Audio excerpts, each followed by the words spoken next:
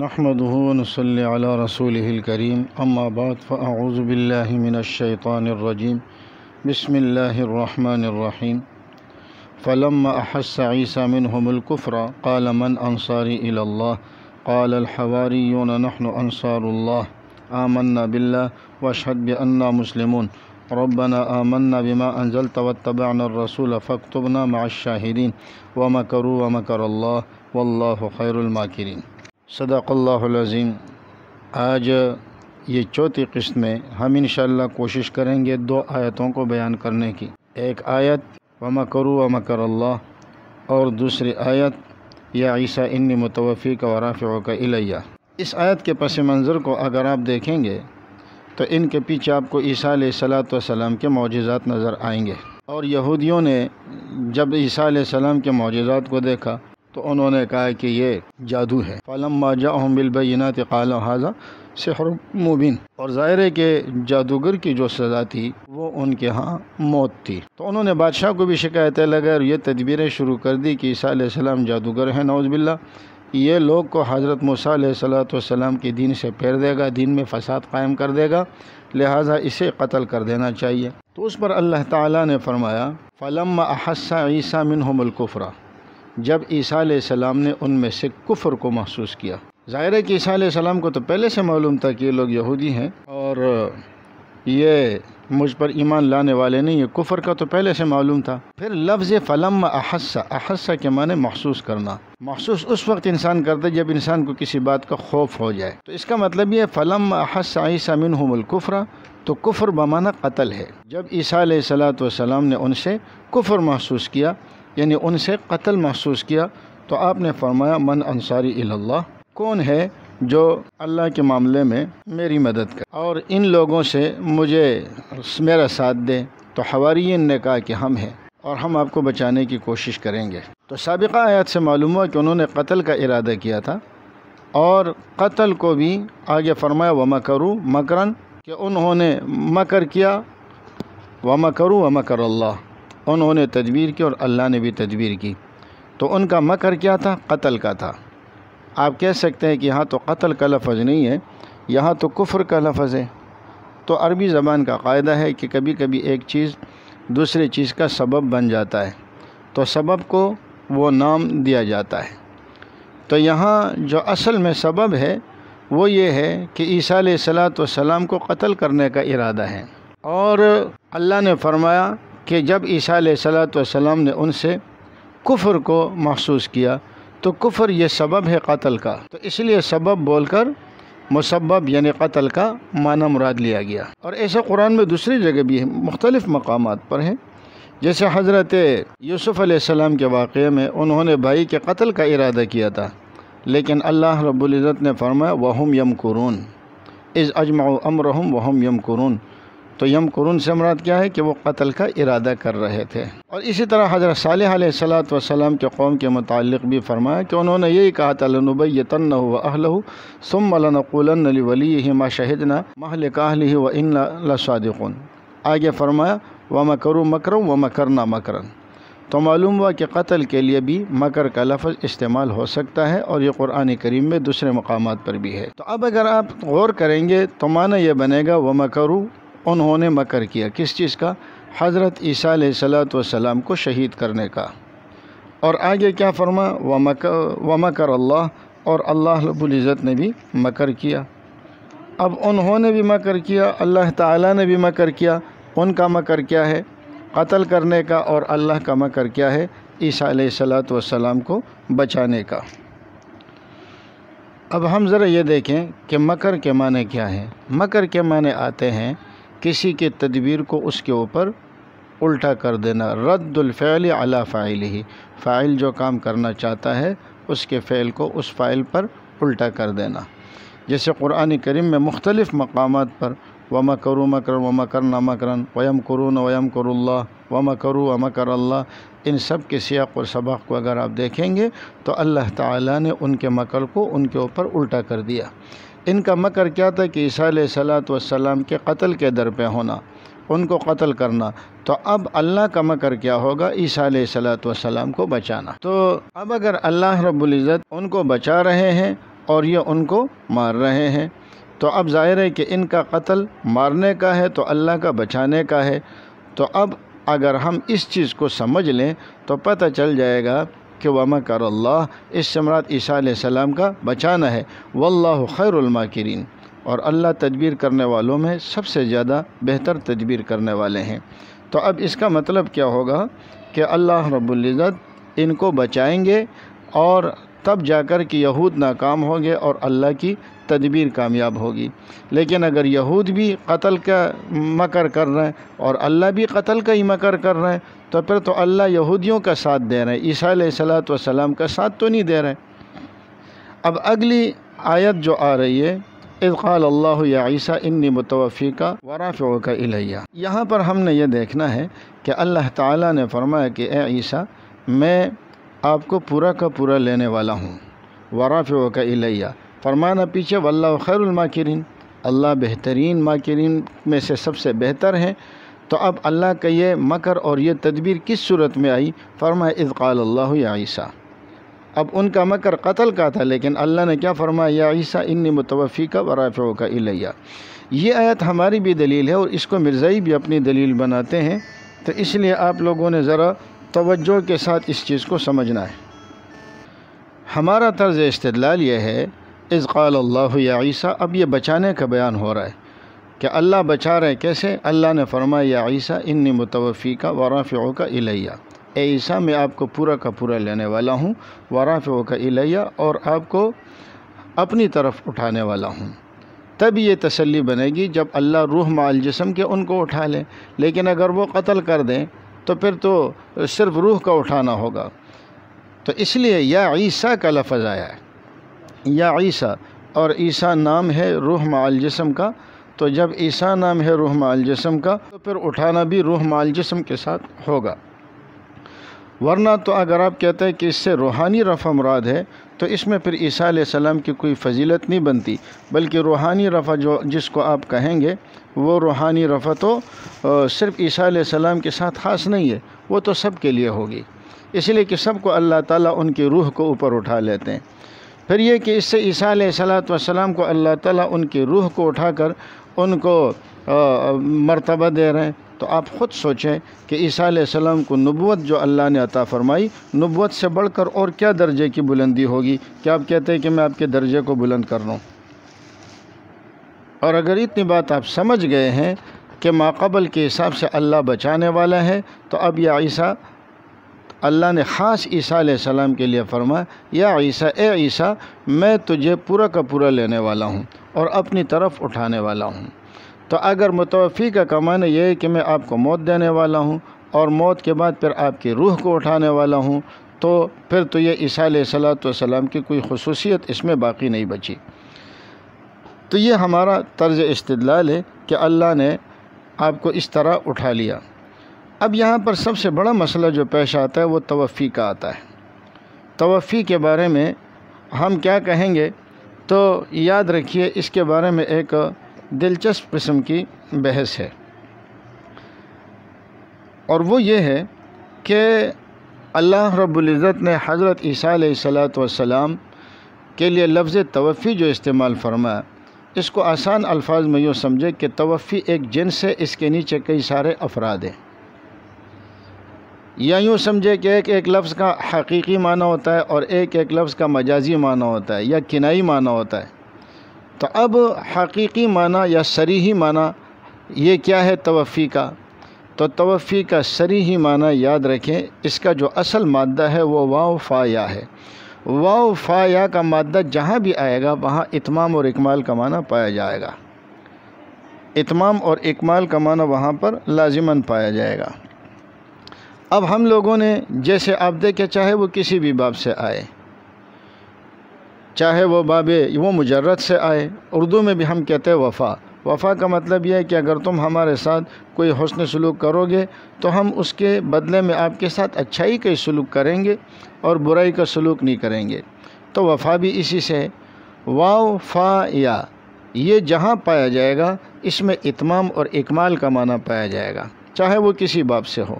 جیسے اذا اکتالوا علی الناس یستوفون، اکتالو علی الناس یستوفون، یستوفون باب استفعال سے ہے، اس کے معنی پورا کا پورا طلب کرنا۔ وَإِذَا كَالُوهُمْ أَوْ وَزَنُوهُمْ يُخْسِرُونَ، آگے فرمایا باب افعال سے، جیسے یوفون بالنذر، اوفو بالعقود، تو اس کے معنی بھی کیا ہے؟ نظر کو پورا کرنے والے ہیں اور اپنے عہد و پیمان کو پورا کرو۔ یا باب تفعیل سے آ جائے، جیسے یوفیہم اجورہم، اس کا معنی کیا ہے کہ ان کو ان کا اجر پورا کا پورا دیا جاتا ہے۔ اسی طرح باب تفاعل سے لے لے، توفتہم الملائکہ، تتوفاہم الملائکہ، تو اس کا معنی بھی کیا ہے کہ فرشتے ان کو پورا کا پورا لے لیتے ہیں، فرشتے ان کو لے لیتے ہیں۔ اب یہاں پر آگے جا کر آپ کے سامنے بات واضح ہوگی کہ جو حقیقی معنی ہے یا جو صریحی معنی ہے، اس میں اتمال اور اکمال کا معنی پایا جاتا ہے۔ اخذ الشیء وافیاً، کسی شے کو پورا کا پورا لے لینا۔ اس کا حقیقی معنی تو یہی ہے کہ کسی چیز کا پورا لینا، اور وجہ یہ کہ یہ جس باب سے بھی آئے، جس مادے سے بھی آئے، وہاں اتمام اور ایفا یا استیفاء کا معنی پایا جاتا ہے۔ تو توفی ایک جنس ہے، ایک اس کا معنی حقیقی ہے، اس کا معنی صریحی ہے، وہ ہے کسی چیز کو پورا کا پورا لینا، اور اس کو ہم کہیں گے توفی خصوصی۔ قرآن میں جو توفی کا لفظ استعمال ہوا ہے، اس کو ہم توفی خصوصی کہیں گے۔ کیوں؟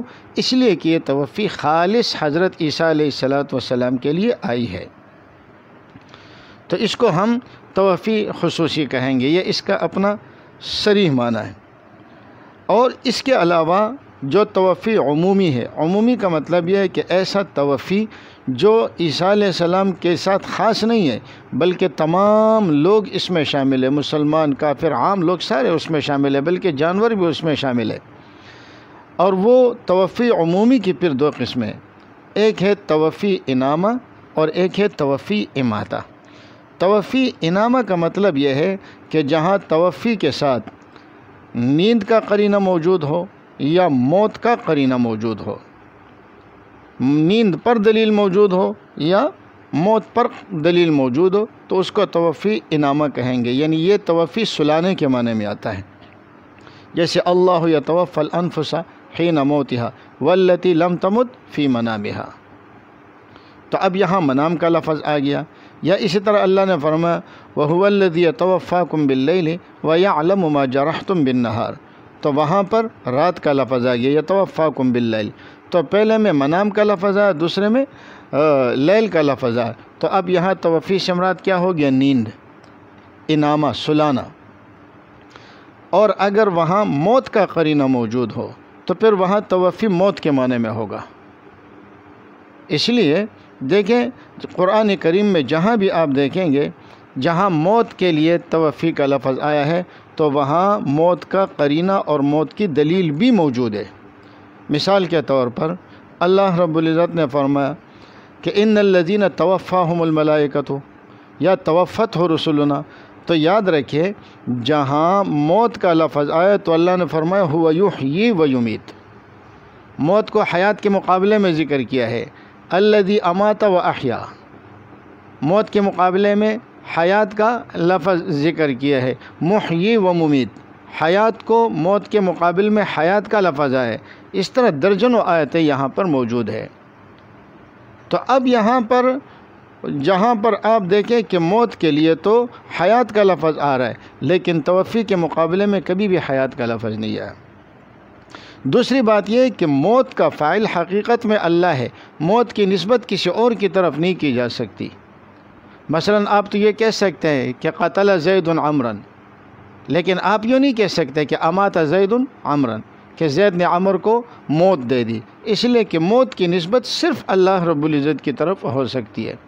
تو اب توفی کو اگر موت کے معنی میں لیں گے تو اس کی جو ساتھ میں قرینہ موجود ہوگا، ساتھ میں قرینہ موجود ہوگا، توفاہم الملائکہ، تو اب یہاں پر ملائک کا لفظ آ رہا ہے، یہاں پر ملائک کا لفظ آ رہا ہے، تو ملائک کا لفظ آنا یہ اس بات کی دلیل ہے کہ توفی کا حقیقی معنی مراد نہیں ہے، بلکہ یہاں توفی کا جو کنائی معنی ہے وہ مراد ہے۔ اور کنائی معنی کیا ہے کہ اللہ رب العزت نے یہاں پر اپنی طرف نسبت کے بجائے اس کی نسبت کس کی طرف کی ہے؟ فرشتوں کی طرف کی ہے۔ تو فرشتوں کی طرف نسبت کرنا یہ قرینہ ہے اس بات پر کہ یہاں معنی صریحی اور معنی حقیقی معنی مراد نہیں ہے، بلکہ یہ موت کا معنی یہاں پر مراد ہے، اور حقیقی طور پر موت دینے والے تو اللہ ہیں، لیکن چونکہ اس میں استعمال ہونے والے فرشتے ہیں تو اس لیے فرشتوں کی طرف اس کی نسبت کر دی۔ یا وہ عبد اللہ الذی یتوفاکم، یہاں پر بھی الذی یتوفاکم کا لفظ آیا ہے، اور یتوفا کے ساتھ یہاں پر کم کا لفظ جمع ہے۔ یہ قرینہ اس بات پر کہ اس سے توفی عمومی مراد ہے جو موت ہے۔ مرزا قادیانی نے یہاں پر اپنی طرف سے ایک قاعدہ نقل کیا ہے اور بالکل جھوٹ بولا ہے، اس قاعدے کا حقیقت سے کوئی تعلق نہیں۔ مرزا قادیانی کہتا ہے کہ اگر فعل توفی ہو، فاعل اللہ ہو اور مفعول زیرو ہو اور نیند اور رات کا قرینہ موجود نہ ہو تو وہ متعین ہے موت کے لیے۔ حالانکہ اب اگر یہ گزشتہ باتیں آپ کو سمجھ آ گئی ہے تو یہاں سے آپ کو مرزا قادیانی کا دجل سمجھ آ جائے گا۔ کہنا کیا چاہیے تھا کہ اگر توفی کا فعل، اور یہ انہوں نے کہا اس قاعدے کی نسبت نحات کی طرف کی۔ ایک دفعہ قادیانیوں کے ساتھ میرا موضوع چل رہا تھا تو اس موضوع پر انہوں نے یہ قاعدہ پیش کیا، تو میں نے ان کو یہ کہا کہ اگر فعل توفی کا فاعل اللہ ہو اور مفعول زیرو ہو تو اس کے معنی پورا کا پورا لینے کے ہیں۔ تو اس قادیانی نے مجھ سے پوچھا کہ اس کا حوالہ دے دیں۔ میں نے کہا مرزا قادیانی نے جو قاعدہ بیان کیا ہے آپ پہلے اس کا حوالہ دے دیں، پھر میں اس کا بھی دے دوں گا، اس لیے کہ یہ کسی کتاب کے اندر نہیں ہے، یہ انہوں نے اپنی طرف سے جھوٹ بولا ہے، اور پھر کہا کہ ائمہ نحو اس بات پر متفق ہے، حالانکہ تو نحو کا مسئلہ ہے ہی نہیں، بعض جگہ انہوں نے لغت کا بھی لفظ استعمال کیا ہے۔ تو بہرحال مرزا قادیانی کا یہ قاعدہ ہے، یوں کہنا چاہیے کہ اگر توفی کا فعل ہو اور فاعل اللہ ہو اور مفعول زیرو ہو اور ساتھ میں نیند کا یا رات کا یا موت کا قرینہ موجود نہ ہو، یا موت کا قرینہ موجود نہ ہو، تو پھر توفی کے معنی کیا ہے کہ کسی چیز کو پورا کا پورا اٹھانا۔ قاعدہ یوں ہونا چاہیے تھا، اس لیے کہ معنی حقیقی یہی ہے، یہ معنی مجازی کو یا معنی کنائی کو معنی حقیقی بنا رہا ہے، حالانکہ موت جو ہے یہ توفی کا معنی حقیقی نہیں ہے، یہ معنی کنائی ہے۔ معنی حقیقی میں ہمیں کیا کہنا چاہیے؟ یوں کہنا چاہیے، ضابطہ یوں ہونا چاہیے کہ اگر توفی کا فعل ہو، فاعل اللہ ہو اور مفعول زیرو ہو، اور اس کے بعد موت کا، نیند کا اور قرینہ موجود نہ ہو، دن اور رات کا قرینہ موجود نہ ہو، تو اس کا معنی ہے کسی چیز کو پورا کا پورا لینا۔ اور ہم واضح کر چکے ہیں کہ توفی کا حقیقی معنی کیا ہے؟ کسی چیز کو پورا کا پورا لینا۔ تو معلوم ہوا کہ معنی حقیقی اس کا کیا ہوا؟ معنی حقیقی اس کا یہ ہے کہ کسی چیز کو پورا کا پورا لینا، اور معنی مجازی یا معنی کنائی کے لیے قرینے کی ضرورت ہوتی ہے۔ جیسے مرزا قادیانی نے روحانی خزائل جلد 19 صفحہ 65 پر اور جلد 4 صفحہ 431 پر یہ معنی بیان کیا ہے کہ ظاہری معنی سے پھیرنے کے لیے قرینے کی ضرورت ہوتی ہے، بغیر کسی قرینے کے ظاہری معنی سے اعراض کرنا اور ظاہری معنی کو چھوڑنا یہ درست نہیں ہے۔ مرزا قادیانی روحانی خزائن جلد 19 صفحہ 65 اور جلد 4 صفحہ 431 پر تو یہ ارشاد فرما رہے ہیں، لیکن جب حضرت عیسیٰ علیہ السلام کی باری آتی ہے تو وہ کہتا ہے کہ نہیں جی، یہاں پر توفی کا معنی حقیقی انہوں نے موت ہوئی کو بنایا ہے، حالانکہ یہ بہت بڑا جھوٹ ہے۔ اس کو دوسرے الفاظ میں یوں سمجھے، جیسے ہم کہتے ہیں فلاں شخص کا انتقال ہو گیا، تو آپ سب جانتے ہیں کہ انتقال کے معنی موت کے نہیں ہے، انتقال کے معنی ایک جگہ سے دوسری جگہ شفٹ ہو جانا۔ فلاں شخص رحلت فرما گئے تو رحلت کے معنی موت کے نہیں ہے، بلکہ رحلت کے معنی وہ سفر پہ جانا۔ فلاں کوچ فرما گئے تو کوچ فرمانے کا مطلب سفر پہ جانا۔ تو جس طرح لفظ کوچ کا اپنا معنی کچھ اور ہے لیکن یہ موت کے معنی میں استعمال ہوتا ہے، تو اس کا یہ مطلب نہیں ہوتا کہ یہ اس کا معنی حقیقی ہو گیا یا یہ اس کا معنی صریحی ہو گیا، بلکہ قرینہ موجود ہوتا ہے کہ فلاں شخص کا انتقال ہو گیا تو ہم سمجھ جاتے ہیں کہ اس انتقال سے مراد موت ہے، لیکن اس کا یہ مطلب نہیں ہوتا کہ انتقال یا رحلت یا کوچ کے حقیقی معنی موت ہے۔ حقیقی معنی کچھ ہوتا ہے اور اس کا مجازی یا کنائی معنی کچھ ہوتا ہے۔ تو بہرحال یہ بھی مرزا قادیانی کا۔ پھر وہ کہتے ہیں کہ توفی کا معنی کیا ہے؟ توفی کے معنی میں وہ کہتے ہیں توفی کا معنی حقیقی موت ہے، اور اگر نیند یا رات کا قرینہ ہو تو اس کے معنی ہے سونا۔ حالانکہ وہ خود روحانی خزائن جلد 1 صفحہ 620 اور جلد 1 صفحہ 593 پر وہ کہتا ہے کہ میرے اوپر الہام ہوا اور وہ الہام کیا تھا؟ یا عیسیٰ انی متوفی کا، اے عیسیٰ میں آپ کو، اب یہاں پر مرزا قادیانی نے کیا ترجمہ کیا؟ کہتے ہیں میں تجھ پر اپنی نعمت پوری کروں گا۔ تو معلوم ہوا کہ اس دعوے مسیحیت سے پہلے جب تک وہ عیسیٰ علیہ السلام کے حیات کے قائل تھے، وہ بھی متوفی کا معنی پوری کرنے کے معنی میں لیتے تھے۔ میں تجھ پر اپنی نعمت پوری کروں گا، تو اب نعمت پوری کرنا یہ متوفی کا معنی بنتا ہے۔ حالانکہ اگر متوفی کا معنی موت ہے تو پھر اس کا معنی بھی یہ ہوگا کہ اے عیسیٰ، یعنی نعوذ باللہ اے مرزا، میں تجھے موت دوں گا۔ حالانکہ مرزا کہتے ہیں یہاں موت کے معنی میں نہیں ہے۔ اور اگر ہم مان بھی لیں، اول تو ہے نہیں جیسے میں نے ذکر کیا، لیکن اگر ہم مان بھی لیں کہ مرزا کہتا ہے کہ انی متوفی کا کہ معنی یہ ہے کہ میں تمہیں موت دوں گا، تو مرزا قادیانی نے روحانی خزائن جلد 3 صفحہ 620 کے اوپر لکھا ہے کہ اماتت کے معنی صرف موت دینا نہیں ہے، بلکہ یہ بے ہوش کرنے اور سلانے کے معنی میں بھی آتا ہے۔ تو اگر یہ بات ہے تو بات تو اور پکی ہو گئی کہ اگر آپ یوں کہتے ہیں کہ اس سے مراد یہ ہے کہ میں تمہیں موت دوں گا، ہم کہیں گے موت کا مطلب موت دینا نہیں ہے بلکہ موت سلانے کے معنی میں بھی آتا ہے، بے ہوش کرنے کے معنی میں بھی آتا ہے۔ تو پھر ہم کہیں گے کہ جیسے آپ کہتے ہیں ممیتو کا، جیسے آپ کہتے ہیں کہ حضرت عبداللہ ابن عباس نے فرمایا کہ انہوں نے تفسیر کیا فرمائی؟ ممیتو کا سے، متوفی کا یعنی ممیتو کا، میں تمہیں موت دوں گا۔ حالانکہ اگر یہ بات ہم لے بھی لیں، آپ پوری بات اگر سنیں گے تو حضرت عبداللہ ابن عباس رضی اللہ تعالیٰ عنہ کے قول کا مطلب یہ کہ جب آپ کی موت کا وقت آئے گا تو پھر میں آپ کو موت دوں گا۔ جب آپ کی موت کا وقت آئے گا تو پھر میں آپ کو موت دوں گا۔ ابھی تو آپ کی موت کا وقت آیا ہی نہیں ہے، آپ کو آسمانوں پہ اٹھا رہا ہوں اور وقت پر پھر ہم آپ کو آسمانوں سے نیچے دوبارہ اتاریں گے اور پھر اس کے بعد پھر آپ کو موت دیں گے۔ اور اسی طرح یہ بھی ہے حضرت عبداللہ ابن عباس کا جو قول ہے وہ یوں بھی ہے کہ یا عیسیٰ انی رافعک الیہ ثم ممیتک، میں تجھے اپنی طرف اٹھاتا ہوں اور پھر اس کے بعد آپ کو موت دوں گا۔ تو ہم نے تو عیسیٰ علیہ السلام کے موت سے انکار کیا ہی نہیں ہے، جب وقت آئے گا تو ان کو موت دے دی جائے گی، اس پہ کون سی قباحت والی بات ہے؟ تو اگر آپ ممیتوں پر ہی اصرار کر رہے ہیں تو ہم کہیں گے کہ ممیتوں کا سے مطلب آپ کے قول کے مطابق یا بے ہوش کرنا ہے یا سلانا ہے، تاکہ آسمان کی طرف سفر پر جاتے ہوئے حضرت عیسیٰ علیہ السلام کو کوئی گھبراہٹ نہ ہو۔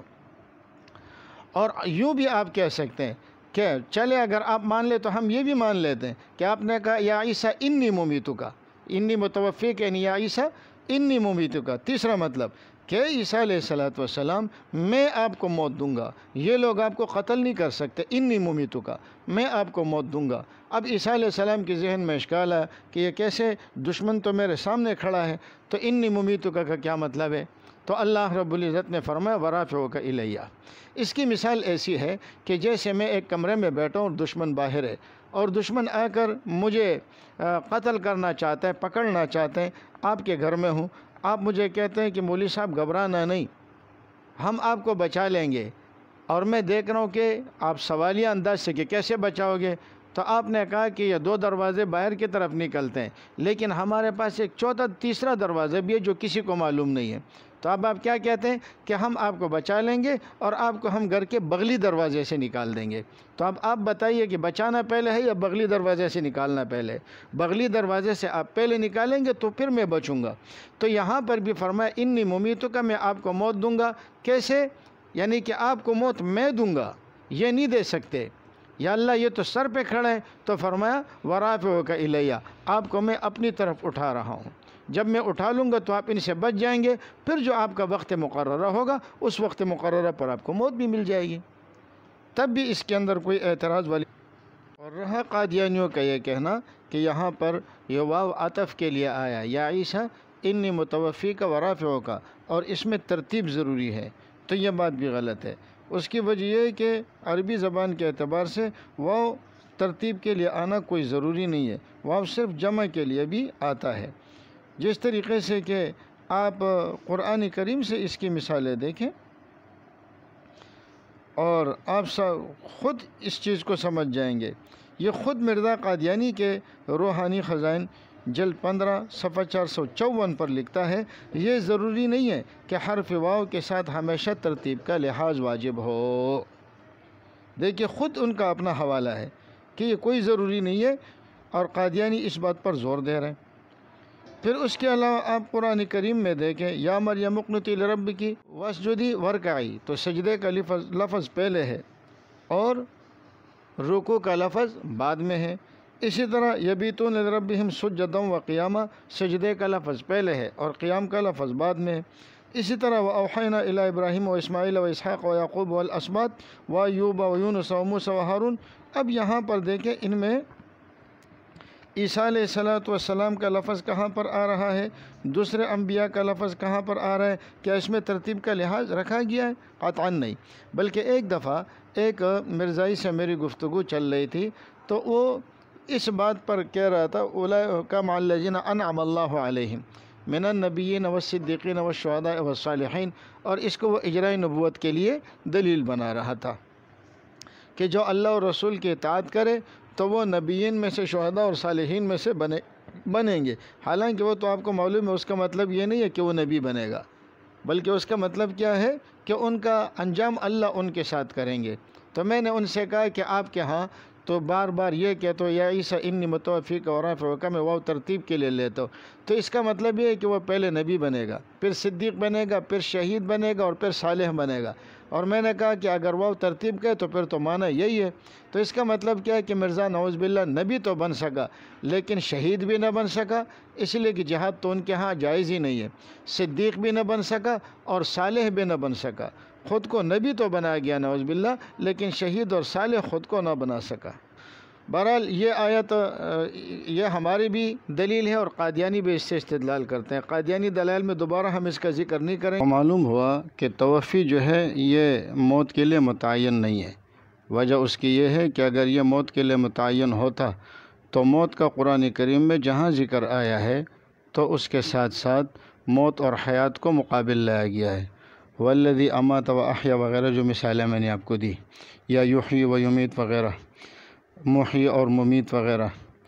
اور دوسری بات یہ ہے کہ اگر یہ توفی موت کے معنی میں ہوتی تو موت کی نسبت صرف اللہ کی طرف ہو سکتی ہے، مخلوق کی طرف نہیں ہو سکتی۔ حالانکہ توفی کی نسبت تو فرشتوں کی طرف بھی ہو رہی ہے، اس کی مثالیں بھی آپ کے سامنے گزر چکی ہے۔ اور اسی طرح اگر یہ موت اور توفی کا معنی ایک ہی ہوتا تو یوں اللہ نہ فرماتے حتی یتوفاہن الموت او یجعل اللہ لہن سبیلا، اس لیے کہ توفی فعل کے معنی بھی اگر موت ہے اور فاعل بھی موت ہے تو یہ معنی سمجھ سے باہر ہو جاتا ہے۔ تو معلوم ہوا کہ توفی موت کے معنی میں ہونا یہ کوئی متعین نہیں ہے، اور مرزا قادیانی کا یہ کہنا کہ توفی یہ موت کے معنی میں حقیقت ہے، یہ مرزا قادیانی کی اپنی خود ساختہ بات ہے۔